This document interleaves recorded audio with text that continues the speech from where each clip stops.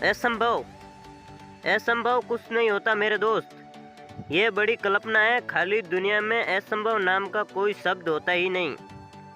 इंसान कभी चंद्रमा तक नहीं पहुंच सकता। पृथ्वी अधिकतम विज्ञान की सीमा है। डॉक्टर लीड फॉरेस्ट मशहूर वैज्ञानिक हुए, बहुत बड़े साइंटिस्ट हुए। एक स्टेटमेंट उन्होंने पास किया 1955 में 1955 में कि इंसान कभी भी चंद्रमा तक नहीं पहुंच पाएगा, कि it is impossible human grease the cross earth group, कि पृथ्वी विज्ञान की अधिकतम सीमा है। लेकिन किसी बेरे ने नहीं सुना और पहुंच गया एक आदमी बस्ता उठा के। उसका नाम था 1969। और उसके बाद स्पेस जर्नी ऐसे हो गई जैसे आप और मैं लंदन और अमेरिका जाके आते हैं। ब्राउन किल्विन बहुत बड़े साइंटिस्ट हुए।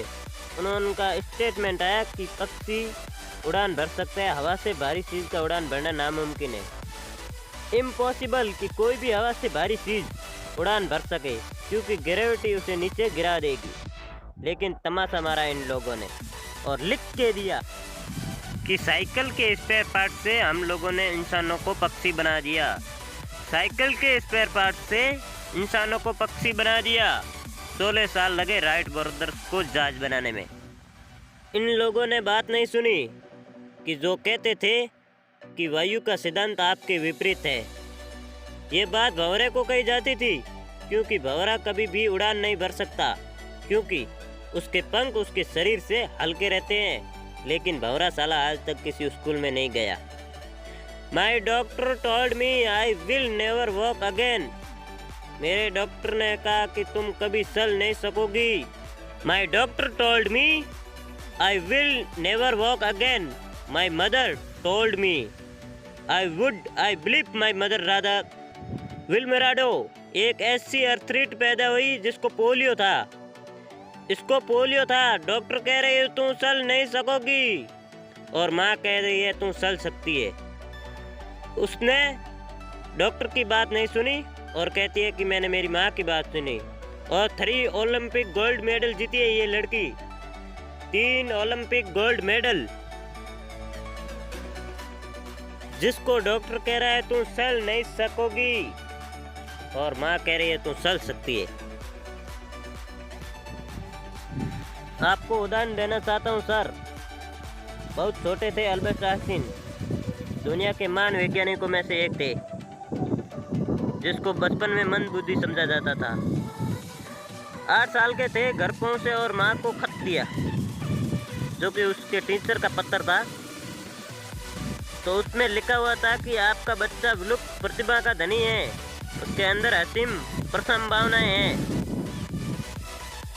तो हम या हमारे टीचर या हमारा स्कूल इस लायक नहीं है कि हम आपके बच्चे को शिक्षा दे सके।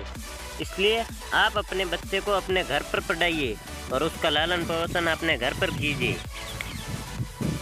माँ ने खत पढ़ते पढ़ते आंखों में आंसू ले आई और बोली, कल से बेटा तुम स्कूल नहीं जाएगा, तेरा लालन पोषण मैं घर पर करूँगी, क्योंकि तेरे गुरुजी या तेरे स्कूल के ये इस लायक नहीं है कि वो आपको, मतलब कि वो अपने आप को इस लायक नहीं समझते हैं कि तेरा शिक्षा दे सके। बच्चा खुश हुआ, मोटिवेशन हो गया और लग गया। कुछ सालों बाद आइंस्टीन का माता का निधन हो गया और आइंस्टीन एक बहुत बड़े वैज्ञानिक बन गए। ये आत्मकथा उन्होंने अपनी ऑटोबायोग्राफी पुस्तक में लिखी है। एक खत जो कई साल पहले उसको अपने टीचर ने दिया था, जो उसकी माता के हाथ में दिया था, उसको बड़ी उत्सुकता के साथ आइंस्टीन पढ़ने लगे और जैसे ही पढ़ना शुरू किया जार जार होकर रोने लगे, क्योंकि उसमें लिखा हुआ था कि आपका बच्चा मंदबुद्धि है, ये हमारे स्कूल के लायक नहीं है, कल से आप इसे स्कूल मत भेजना, अपने बच्चे को अपने घर पर लालन पोषण कीजिए।